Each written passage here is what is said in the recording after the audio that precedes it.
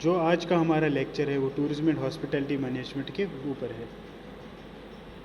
तो फर्स्ट हम कोशिश करेंगे टूरिज्म किसको बोलते हैं, मीनिंग जो है टूरिज्म की।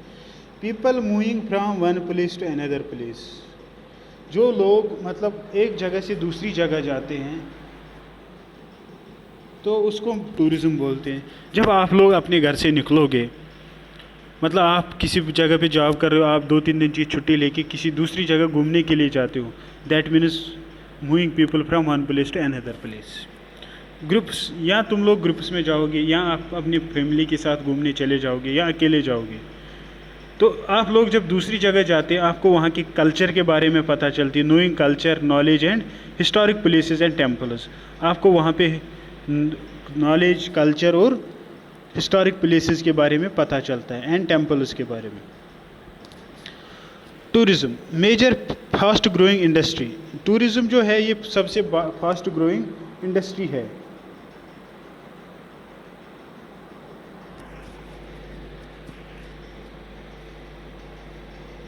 Employment generation, major foreign source of income, इससे हमारी कंट्री में बहुत सारा पैसा आ जाता है, मतलब फॉरेन पैसा आता है, डॉलर्स वगैरह आते हैं। क्यों? क्योंकि जब इंटरनेशनल टूरिस्ट हमारी कंट्री में चले आते हैं तो वो बहुत सारा पैसा यहाँ पे खर्च करते हैं।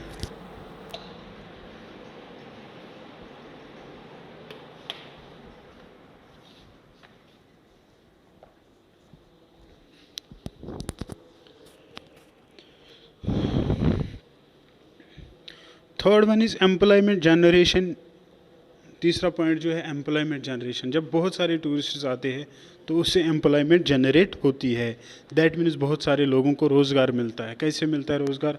जैसे कुछ लोग यहाँ पे आके आते हैं तो मतलब टूरिस्ट्स आते हैं तो उनको टैक्सी की ज़रूरत पड़ती है, उनको ट्रेन टिकट की ज़रूरत पड़ती है, उनको होटल की ज़रूरत पड़ती है, रेस्टोरेंट की ज़रूरत पड़ती है। तो बहुत सारे लोगों को उस वजह से रोज़गार मिलता है। जब उनके पास क्लाइंट्स आते हैं तो वो अपना पैसा कमाते हैं, तो इससे मतलब उनको बहुत फ़ायदा मिलता है। तो और एक जो पॉइंट है, the movement of people from their normal place of residence to the return. अच्छा, इसमें जो अनदर पॉइंट है जो साफ इसमें नहीं आ रहा है, इसमें यह है जब लोग अपने घर से दूर निकलते हैं तो कुछ टाइम के बाद वो वापस आते हैं, तो ये इसको टूरिज़्म बोलते हैं। तो इसमें क्या होता है, जो एक टूरिस्ट होता है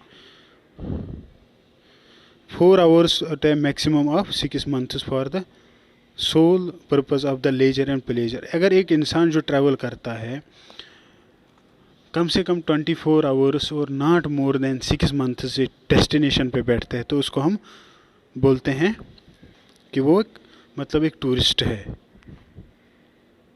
tourism can be categorised as international tourism, domestic tourism. जो टूरिज्म है इसको हम कैटेगराइज करेंगे दो दो दो चीज़ों पे, एक हो गया इंटरनेशनल टूरिज्म और दूसरा हो गया डोमेस्टिक। इंटरनेशनल टूरिज्म हो गया वो, फॉर एग्जांपल बाहर की कंट्री से हमारी कंट्री में कोई आ गया तो वो हो गया international tourist. Domestic tourism tourist हो गया वो जो अगर हम हैं, अगर या आप में तुम में से कोई अपनी ही कंट्री में दूसरी स्टेट में घूमने के लिए चला जाता है तो वो हो गया डोमेस्टिक टूरिस्ट।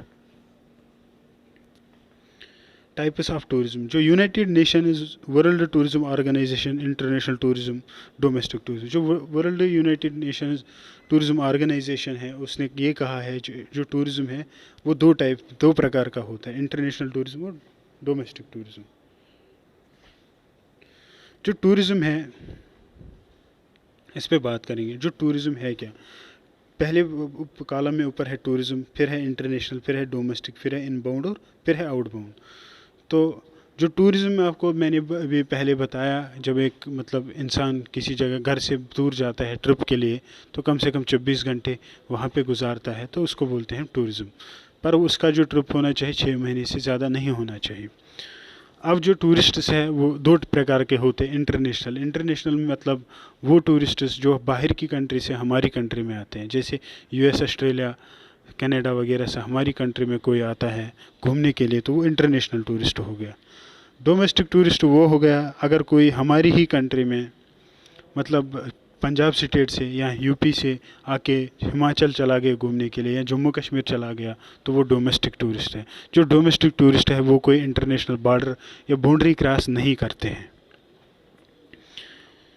फिर इनबाउंड टूरिस्ट वो हो गया जो बाहर की कंट्री से हमारी कंट्री में आता है, वो इनबाउंड टूरिस्ट हो गया। और आउटबाउंड टूरिस्ट वो हो गया जो हमारी कंट्री से मतलब इंडिया से कोई बाहर दूसरी कंट्री में घूमने के लिए जाना चाहता है तो वो आउटबाउंड टूरिस्ट हो गया। International tourism, visiting to the countries of people visiting to the foreign countries known as international to other countries. अगर हम किसी दूसरे मुल्क में घूमने जा रहे हैं या लोग जो है वो विजिट करते हैं फॉरेन कंट्री को तो उसको हम इंटरनेशनल टूरिज्म बोलते हैं। Inbound tourism, tourist entering in a particular country is known inbound tourism. कुछ मतलब अगर कुछ टूरिस्ट्स दूसरी कंट्री से हमारे इंडिया में आते हैं तो वो हो गए inbound tourism. Outbound tourist living there own country and entering in another country, वो टूरिस्ट जो अपनी कंट्री को छोड़ के दूसरी कंट्री में घूमने चले जाते हैं उनको बोलते हैं outbound tourists. Domestic tourists, people moving within their own country is known as domestic tourists. वो टूरिस्ट जो अपनी ही कंट्री में घूमते हैं, फॉर एग्ज़ाम्पल पंजाब से लेके दूसरे से मतलब जगहों पे घूमते रहते हैं, मतलब पंजाब को छोड़ के अगर पंजाब के लोग हैं, पंजाब के रहने वाले हैं तो वो दूसरी स्टेट में चले जाएंगे, हम हरियाणा में चले जाएंगे घूमने, चंडीगढ़ चले जाएंगे, हिमाचल चले जाएंगे, जम्मू कश्मीर चले जाएंगे, तो इनको बोलते हैं डोमेस्टिक टूरिज्म। इसको इस एक्टिविटी को डोमेस्टिक टूरिज्म बोलते हैं। इम्पॉर्टेंस ऑफ टूरिज्म, जो इम्पॉर्टेंस है, ज़रूरत क्यों है टूरिज्म की, उसके बारे में बात करें। ये इम्पॉर्टेंट क्यों है? क्योंकि इससे टूरिज़्म से एम्प्लॉयमेंट जनरेशन होती है। ये इसलिए ज़रूरी है क्योंकि इससे बहुत सारे लोगों को रोज़गार मिलता है।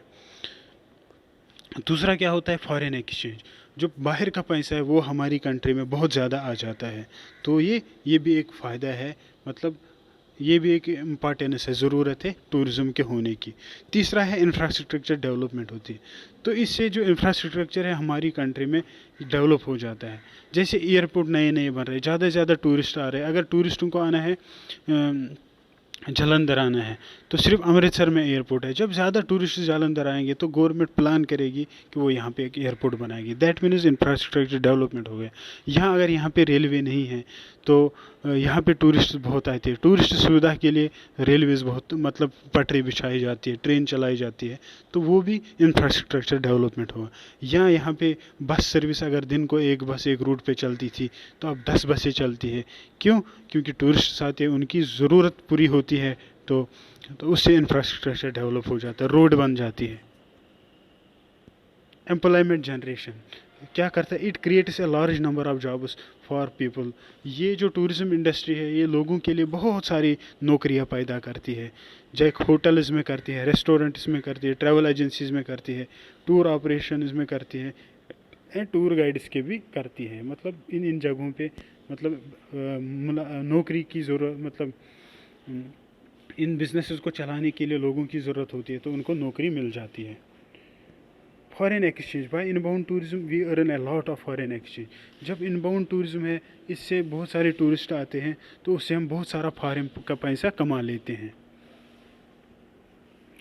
तो इंफ्रास्ट्रक्चर डेवलप कैसे होता है? जैसे मैंने कहा, रेलवे स्टेशन बनते हैं, एयरपोर्ट्स बनती हैं,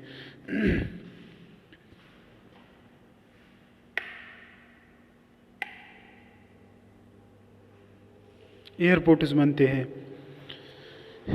या रेलवे लाइन बिछती है या रोड बनती है, तो इससे इंफ्रास्ट्रक्चर डेवलप होता है।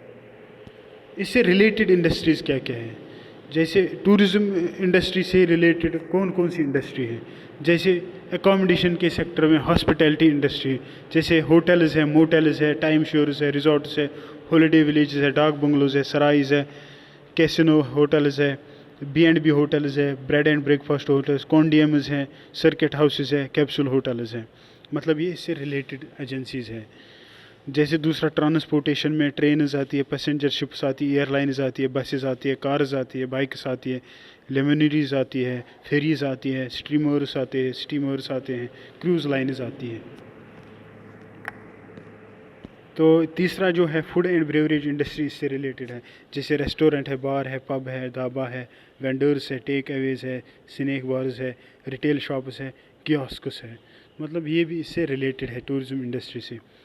रिटेल स्टोर्स में क्या क्या आता है, शॉपिंग मॉल्स है, गिफ्ट हाउसेस है, आर्ट एंड क्राफ्ट शॉप्स है, हैंडीक्राफ्ट्स है, हैंडलूम है, एम्पोरियम है, एंटीक शॉप्स है, ये भी इससे रिलेटेड है। सीजनल फेस्टिवल्स, ट्रेड फेयर्स जो होते हैं, रोड शोज़ होते हैं, एग्जिबिशंस होते हैं, स्पोर्ट्स इवेंट्स होते हैं, स्टडी ट्रिप्स होती है, एक एक्सकर्शंस होती है, कल्चरल इवेंट्स होती है, लाइट शोज़ होते हैं, ये भी इससे रिलेटेड है। दैट मीन्स ये जो इंडस्ट्रीज़ है ये इससे रिलेटेड है। ये हम जो नेक्स्ट लेक्चर्स हम होंगे उनको डिस्क्राइबली हम पढ़ेंगे।